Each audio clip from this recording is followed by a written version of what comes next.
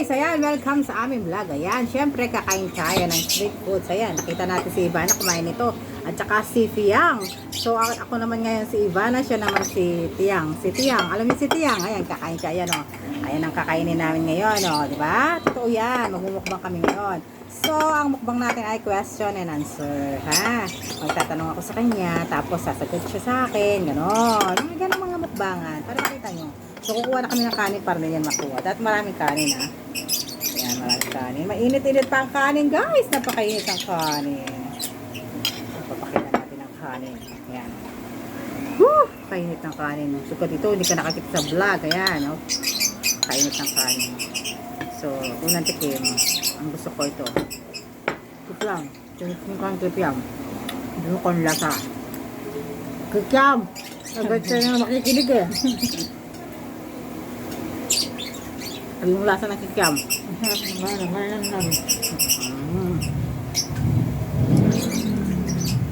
Masarap yung kikyam lang. So, gusto naman na ang buhay mag-asawa. Matanong ko sa'yo. Usapang asawa to kasi may nag-asawa na siya. Nakakalibago. Parang ano? Siyempre, di ba dati, buhay ako, di ba, dati, buhay ng dalaga. Kaya, siyempre, Kasama ka na. oo. Ito, yung ano, kwek-kwek naman to. Tinatago siyang kwek-kwek kasi malakas siya. Ewan ko ba't kwek-kwek to? Baka itlog ng kwek-kwek? Ewan ko. Oh, buhay asawa. Yun, yung ano na siya, yung nag-asawa na siya, meron ka ng pinagpapaalaman, no? Dati, hindi ka nagpapaalam, di ba? Kahit na anong gawin mo, di ba? Para anong ngayon, kailangan mong sabihin sa asawa mo yung mga ano mo, no? Anong pagbabago? Yung pagbabago, unang pagbabago. Ngayon naman, bakmain. Ngayon naman,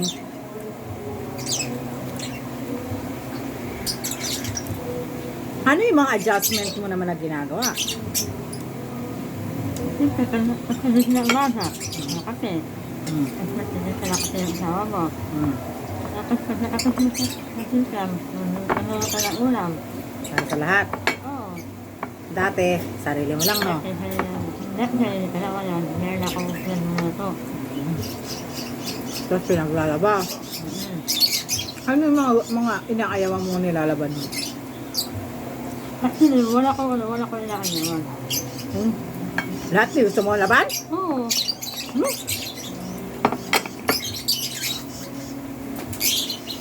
Ano ko sa'yo? Pati yung ano ng asawa mo nilalaban mo? Oo, siyempre. Ay, ako hindi. Hindi ako naglalaban ng underwear ng asawa ko. Kasi siya naglalaban nun. Pag naliligo na siya nilalaban, di ba? Ganun. Hindi ako naglalaban nun.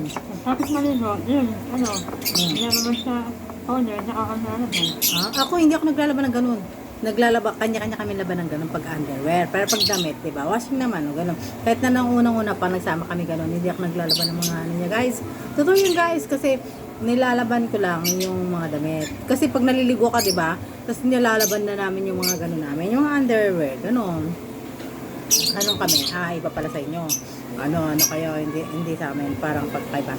Ito naman, ano naman yung mga, ano mo sa mga budgeting, katulad ng budgeting, marunong ka na ba? Actually, nangyari pa ako, pero nakakaka ako kung paano mag-budget. Oo. Mahirap mag-budget pag may asawa na. Hindi guys, pero kung nag-asawa na mahirap mag-budget. Kasi, isipin mo lahat-lahat. Kasi ikaw may hawak ng pera.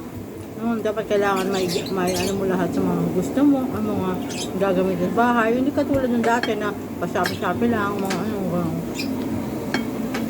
ibang level na ngayon. Lalo na pag nagkaanak kayo. Imbis na yung sa sarili mo yung ano mo, doon sa anak mo na. Kaya, bago kayo mag-asawa, kailangan meron kayong mga tsaka ready na kayo sa utak, sa ano nyo, yung financial nyo. Pero hindi naman mayaman yung meron na kayong sapat na ano, kasi sa hirap ng buhay ngayon, guys. Pag nag-anak kayo, nag-asawa kayo, agad-agad, tapos hindi mahihirapan kayo. Puproblemahin nyo yung pera, pag-aawayan nyo. Yun ang pinakaawag nyong pag-aawayan. Yun ang tip ko sa'yo. Kasi pamangkin ko siya, di ba? Na wag niyong pag-aawayan ng tungkol sa pera. Lagi yung pag-usapan ang pag sa pera, kailangan pag-usapan kung saan gagastusin, kung halimbawa meron kayo bibili, may bala kayong mga ano, pag-usapan yung dalawa kung papayag ba siya, ganun, hindi yung bibili ka na agad na wala siyang confirmation, ganun. Kasi, di ba? Tapos, yung bibili nyo, dapat yung mga needs nyo lang muna. Hindi yung wants nyo, yung mga gusto nyo. Hindi gano'n. Dapat needs nyo muna yung bibili nyo. Kasi wala pa kayong maraming pera, mag-ipon. Yung mga kailangan nyo lang muna yung bibili nyo. Pag mga, naman, wag nyo lang muna bibili nyo. Mas maganda ang mag-ipon. Yun ang payo ko naman sa inyo. At wag nyong pag-aawayin talaga, guys, ang tungkol sa pera. Kasi pag pinag-awayin nyo ang pera, lahat yan, guys. Sumbatan na, ganun-ganun. Wala. At saka pag nag-away kayo, halimbawa ngayon, nag-away kayo, tapos wala na. Parang wala lang. Walang pride. Wala yung itataas mo yung pride mo na, kailangan ganun. Walang ganun. Kasi ganun kami. Kami mag-asawa, ganun kami. Pag nag-away kami, ako tahimik. Halimbawa siya galit, ganun tahimik ako. Tapos maya-maya, magtimpla lang ng kape na, okay na. Walang usapan na, yung pinagawain nyo, pag-usapan nyo, hindi yun.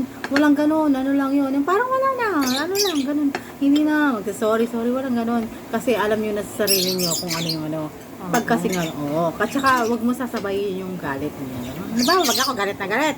Tapos siya, aalis siya. Para pag lumipas na yung galit ko, ganun. Parang, kasi pag pinagsabay nyo, away talaga yung mga mangyayari sa inyo, guys. Kaya, tip ko sa inyo, yung mga unang-una number 1, wag pag-away ng pera. Mas pag nag-away, laylo yung dapat intindihin mo rin yung asawa mo, yung partner mo, hindi lang lagi ikaw intindihin at lagi magpapaintindi. Dapat give and take kayo kasi mag-asawa nga kayo. Yun ang payo ko sa inyo. Usapang mag-asawa tayo kasi bagong asawa lang siya. Diba? Kayo din, nakaka-relate din kayo, diba? O habang tayo nagmumukbang, mag-uusapan tayo ng ganun.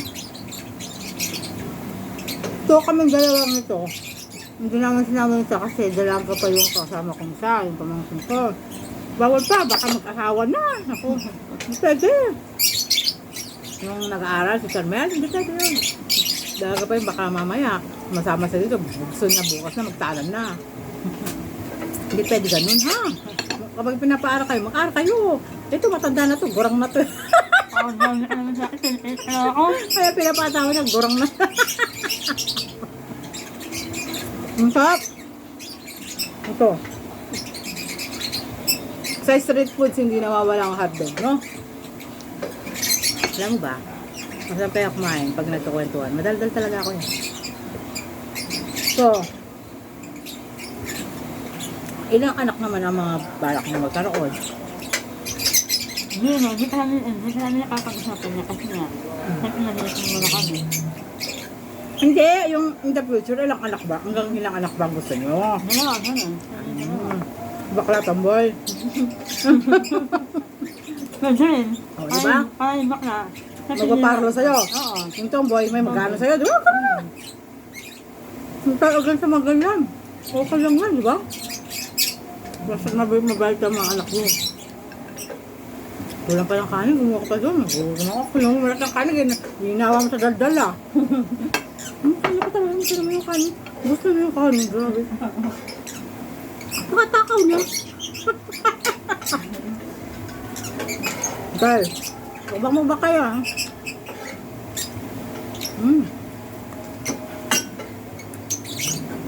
Paborito ko sa lahat fishball. Ewan ko ba ba't paborito kong fishball? Ayoko ng squid ball, ayoko ng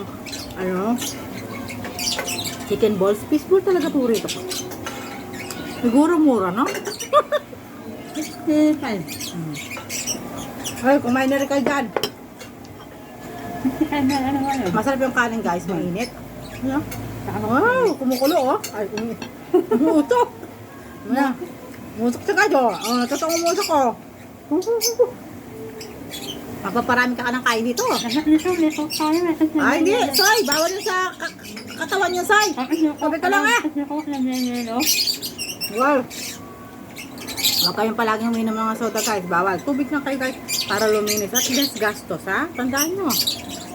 Tubig. Oh, bulong kumain ko ito. Ang tawag naman dito ay itlog na pugo.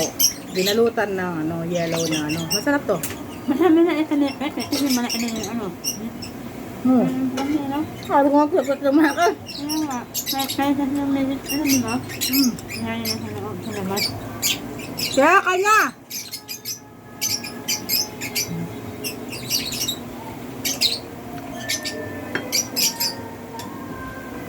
Ang saan nito eh. Bawal. Ano, ano. Hindi mo bawal nga kanta-kanta dito. Yung si Pia ako.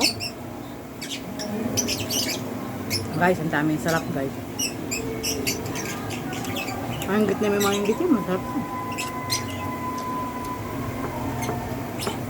Oh, ayun. Ano ba?